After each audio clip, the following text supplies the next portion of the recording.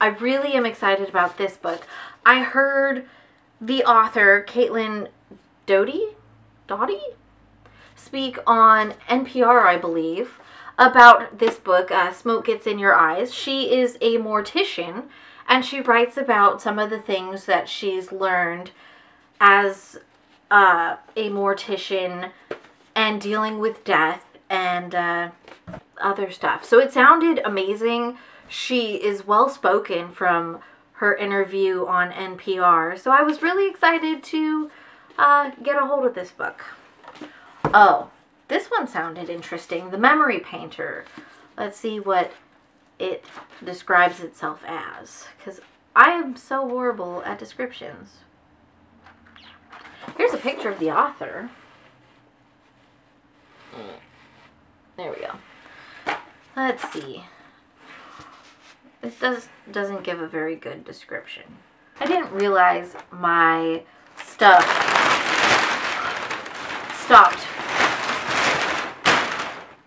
stopped filming, so now I have to redo all the stuff I've already done. The book that I was really excited for, this was the third book that I was planning to get at BEA, and it is Creation, the Chronicles of Ra. I hope I'm getting that right, by Joel Eisenberg and Stephen Hillard. This book was from Incognito Publishing. They had sent me an email saying, hey, I see you are going to BEA.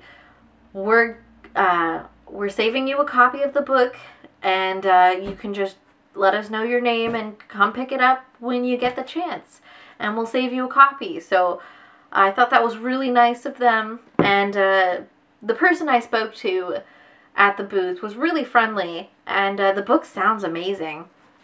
It's it has J.R.R. Tolkien and a muse who is evil, and let the back of the book do a better job than I am. When J.R.R. Tolkien is summoned to authenticate a recently discovered lost book, Beowulf, events are set in motion that years later will unveil an imminent tragedy. The entirety of the world's art and invention has been inspired by a corrupted muse, who has implanted a series of codes within the works of history's most influential authors, warning of humanity's end and a new dawn of time.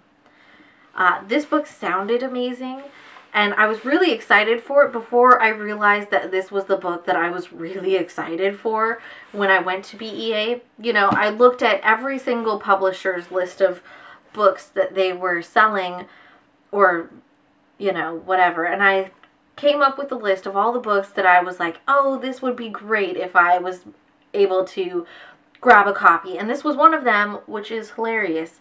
Funny thing, they were at the LA Times Festival of Books, and I got their little card thing, and on it I had written, check this book out, you want it, like, you know, so I remembered that that was a book I had wanted. So now I have it, and I'm really excited. I really can't wait to read that book. Another book that I had wanted was Tenacity, and it's about this Lieutenant Dan, or Danielle Lewis, who has to figure out who murdered one of the people on the HMS Tenacity. And I'm doing a terrible job of describing the book.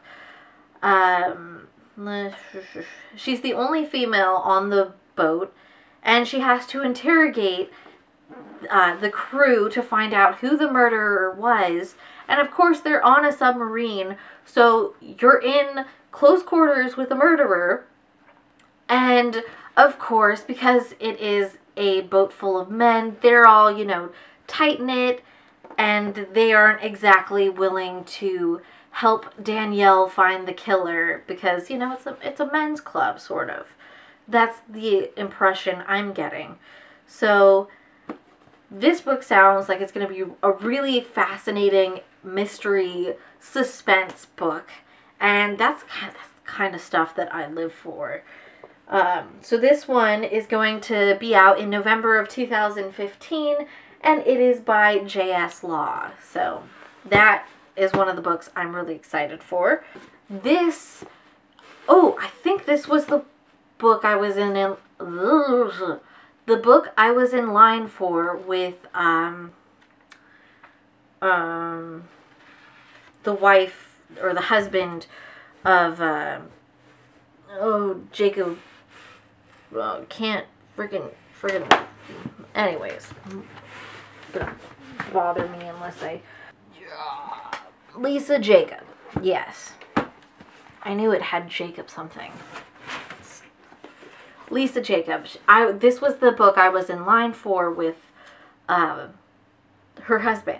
The Nazi officer's wife, How One Jewish Woman Survived the Holocaust. This is a true story, and Edith Hahn was an outspoken young woman in Vienna when the Gestapo forced her into a ghetto and then into a slave labor camp. When she returned home months later, she knew she would become a hunted woman and went underground. With the help of a Christian friend, she emerged in Munich as Gret Denner, where she met Werner Vetter, a Nazi party member who fell in love with her. Despite Edith's protests and even her eventual confession that she was Jewish, he married her and kept her identity a secret. In wrenching detail, Edith recalls a life of constant, almost paralyzing fear.